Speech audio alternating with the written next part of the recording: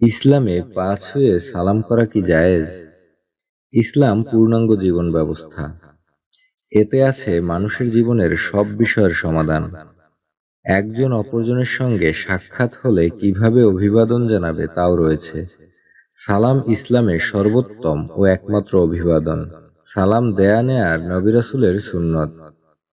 মহান আল্লাহ আদম আলাইহিসসালামকে সৃষ্টি করে সর্বপ্রথম সালামের শিক্ষা দেন। তিনি সালাম দিলে ফেরেশতারা উত্তর দিতেন। আমাদের সমাজে অনেককে দেখা যায় বাবা মাকে বা নতুন বিয়ে করলে গণহারে কদমবুসি করেন, পায়ে ধরে সালাম করেন। ইসলামে এভাবে পা ছুঁয়ে সালাম করা কি জায়েজ? পা ছুঁয়ে সালাম করা ইসলামী সংস্কৃতি নয়। ইসলামে সালাম বলতে আসসালামু আলাইকুম ওয়া রাহমাতুল্লাহ বুঝায়। ইসলামে উত্তমভাবে সালাম ও সালামের উত্তর দেওয়ার কথা রয়েছে। সাহাবা একরামরা নবীজি সাল্লাল্লাহু আলাইহি ওয়াসাল্লামকে আসসালামু আলাইকুম বলেই সালাম দিয়েছেন, পায়ে ধরে সালাম করেননি। সুতরাং এটি আমাদের করা কোনোভাবেই উচিত নয়। হযরত ইমরান ইবনে হুসাইন রাদিয়াল্লাহু তাআলা আনহু থেকে বর্ণিত, এক ব্যক্তি নবীজি সাল্লাল্লাহু আলাইহি ওয়াসাল্লামের কাছে এসে বলল, আসসালামু আলাইকুম।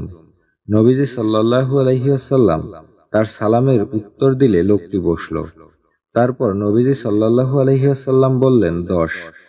তারপর অপর এক ব্যক্তি এসে বলল, আসসালামু আলাইকুম ওয়া রাহমাতুল্লাহ। নবীজি সাল্লাল্লাহু আলাইহি ওয়াসাল্লাম তার সালামের উত্তর দেওয়ার পর লোকটি বসল। তার সম্পর্কে নবীজি সাল্লাল্লাহু আলাইহি ওয়াসাল্লাম বললেন 20। তারপর অপর এক ব্যক্তি এসে বলল, আসসালামু আলাইকুম ওয়া রাহমাতুল্লাহি ওয়া বারাকাতুহু। নবীজি সাল্লাল্লাহু আলাইহি ওয়াসাল্লাম তার সালামের উত্তর দিয়ে বললেন 30। পবিত্র কোরআনের মহান আল্লাহ বলেন, আর যখন তোমাদের সালাম দেওয়া হবে তখন তোমরা তার চেয়ে উত্তম সালাম দেবে, অথবা জবাবে তাই দেবে। নিশ্চয়ই আল্লাহ সব বিষয়ে পূর্ণ হিসাবকারী। হাদিসে বড়জোর মুসাফাহা মুয়ানাকার কথা এসেছে, কিন্তু কদমবুসির কথা আসেনি। আনাস রাদিয়াল্লাহু তাআলা আনহু বলেন, এক ব্যক্তি এসে বলল, হে আল্লাহর রাসূল, আমাদের মধ্যে কোনো ব্যক্তি যখন তার কোনো ভাই বা বন্ধুর সঙ্গে সাক্ষাৎ করবে তখন সে কি মাথা ঝুঁকাবে বা তাকে জড়িয়ে ধরবে বা চুমু খাবে? তিনি বললেন, না। লোকটি বলল, তাহলে কি কেবল হাত ধরবে এবং মুসাফাহ করবে? নবীজি বললেন, হ্যাঁ। নবীজি সাল্লাল্লাহু আলাইহি ওয়াসাল্লাম মাথা ঝুঁকাতে নিষেধ করেছেন। বাস্তবতা হচ্ছে, পা ছুঁয়ে সালাম করার সময় সাধারণত মাথা ঝুঁকে যায়, আর রুকুর কাছাকাছি হয়ে সালামের জন্য ইশারা করা, ঝুঁকে পড়া এসব মাকরুহ।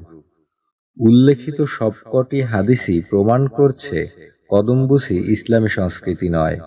যদিও কেউ কেউ কদমবুসি বা পদচুম্বনকে সম্মানসূচক জায়েজ বলেছেন।